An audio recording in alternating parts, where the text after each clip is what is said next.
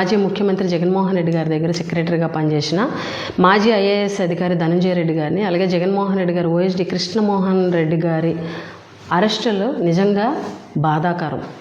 ఈరోజు ఈ రాష్ట్రంలో ఈ అక్రమ అరెస్టులు అనేవి ఈ రాక్షస పాలనకు, ఈ కూటమి ప్రభుత్వ రాక్షస పాలనకు నిదర్శనం అని చెప్పి సందర్భంగా తెలియజేస్తున్నాం.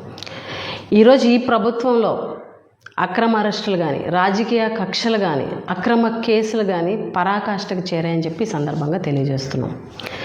జగన్మోహన్ రెడ్డి గారి మీద బురద జల్లాలని, జగన్మోహన్ రెడ్డి గారిని అక్రమ కేసులో ఇరికించాలని ఒక కుట్రలో భాగంగా ఈరోజు ధనంజయ రెడ్డి గారిని, అదేవిధంగా కృష్ణమోహన్ రెడ్డి గారిని అక్రమంగా అరెస్ట్ చేశారు. ఆ అరెస్టుని తీవ్రంగా ఖండిస్తున్నామని చెప్పి సందర్భంగా తెలియజేస్తున్నాం.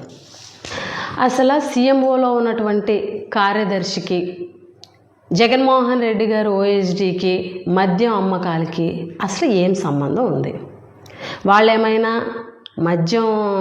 మద్యం ఫైల్ మీద ఏమైనా సంతకాలు పెట్టారా? లేకపోతే వాళ్ళు ఏమైనా నిధుల దుర్వినియోగం చేశారా? ఇది అక్రమ కేసు కాదా? ఇది అక్రమ అరెస్ట్ కాదా?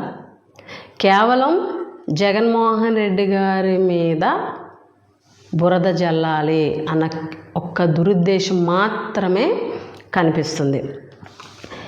ఈ సంవత్సర కాలంలో ఈ ప్రభుత్వం వచ్చిన తర్వాత వీళ్ళు ప్రజలకు చేసింది ఏమీ లేదు, ఈ రాష్ట్రానికి చేసింది ఏమీ లేదు. ఈ సంవత్సర కాలంలో కేవలం రాజకీయ కక్షలు, అక్రమ కేసులు, అక్రమ అరెస్టులు, డైవర్షన్ పాలిటిక్స్, డైవర్షన్ డ్రామాలు. అందులో భాగమే ఈ లిక్కర్ స్కామ్. కేవలం డైవర్షన్ డ్రామా. అసలు స్కామ్ అని దేన్ని అంటారు? గతంలో 2014 నుంచి 2019 వరకు, అలాగే జగన్మోహన్ రెడ్డి గారి ప్రభుత్వం 19 నుంచి 24 వరకు,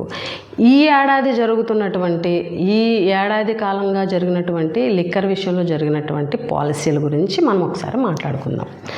గతంలో 2014 నుంచి 2019 వరకు చంద్రబాబు నాయుడు గారు ముఖ్యమంత్రిగా ఉన్నప్పుడు సుమారుగా 4380 మద్యం దుకాణాలు ఉంటే, జగన్మోహన్ రెడ్డి గారు ప్రభుత్వం వచ్చిన తర్వాత 2934 మద్యం దుకాణాలకి కుదించడం జరిగింది. గతంలో ప్రైవేటు వ్యక్తులు మద్యం వ్యాపారం చేస్తే, జగన్మోహన్ రెడ్డి గారి ప్రభుత్వంలో ప్రభుత్వమే మద్యం దుకాణాలు నడపడం జరిగింది. అలాగే గతంలో ప్రైవేటు వ్యక్తులకు అనుకూలంగా పాలసీ ఉంటే, వ్యాపారస్తులకు అనుకూలంగా పాలసీ ఉంటే, లిక్కర్ మాఫియాకి అనుకూలంగా పాలసీ ఉంటే 2014 నుంచి 2019 వరకు చంద్రబాబు నాయుడు గారు ముఖ్యమంత్రిగా ఉన్నప్పుడు, జగన్మోహన్ రెడ్డి గారి ప్రభుత్వంలో ప్రభుత్వమే మద్యం దుకాణాలను నడిపింది. పాలసీని ప్రభుత్వ దుకాణాలు అమ్మే విధంగా పాలసీని చేంజ్ చేశారు. అలాగే గతంలో 43,000 బెల్ట్ షాపులు ఉంటే చంద్రబాబు నాయుడు గారి ప్రభుత్వంలో, జగన్మోహన్ రెడ్డి గారి ప్రభుత్వం వచ్చిన తర్వాత 43,000 బెల్ట్ షాపుల్ని రద్దు చేయడం జరిగింది. గతంలో 4,380 పర్మిట్ రూములు ఉంటే, ఆ పర్మిట్ రూములన్నిటినీ కూడా 4,380 పర్మిట్ రూములని కూడా రద్దు చేసి పర్మిట్ రూముల విధానాన్నే తీసేసినటువంటి ప్రభుత్వం జగన్మోహన్ రెడ్డి గారి ప్రభుత్వం. గతంలో చంద్రబాబు నాయుడు గారి ప్రభుత్వంలో 20 డిస్టిలరీస్ ఉంటే, అందులో 14 డిస్టిలరీస్లో కూడా అత్యధిక స్థాయిలో ఉత్పత్తి జరిగే విధంగా ఆ రోజు చర్యలు తీసుకుంటే, జగన్మోహన్ రెడ్డి గారి ప్రభుత్వం వచ్చిన తర్వాత ఒక్క డిస్టిలరీకి కూడా అనుమతి ఇవ్వలేదు.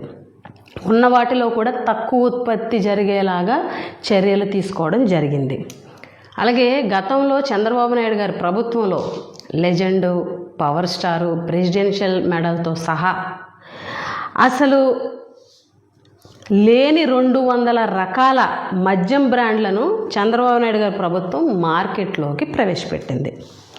జగన్మోహన్ రెడ్డి గారి ప్రభుత్వంలో ఒక్క కొత్త మద్యం బ్రాండ్ కూడా ప్రవేశపెట్టలేదు. అలాగే ఈ ఏడాది కాలంగా చంద్రబాబు నాయుడు గారి ప్రభుత్వం, ఈ కూటమి ప్రభుత్వం వచ్చిన తర్వాత ఒకసారి మనం గమనిస్తే,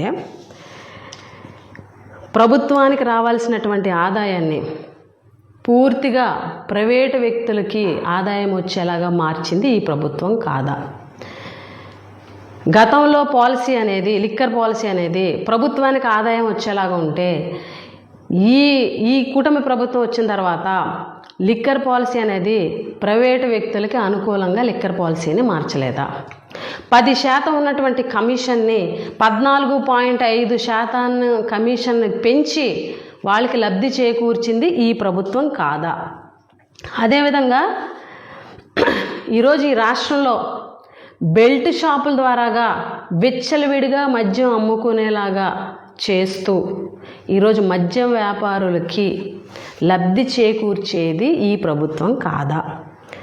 అలాగే 3 స్టార్ హోటల్లో బార్ల ఏర్పాటుకి లైసెన్స్ యొక్క ఫీజుల్ని తగ్గించింది ఈ ప్రభుత్వం కాదా? గత ప్రభుత్వం కంటే 9% అమ్మకాలు పెరిగేలా చేసింది ఈ ప్రభుత్వం కాదా?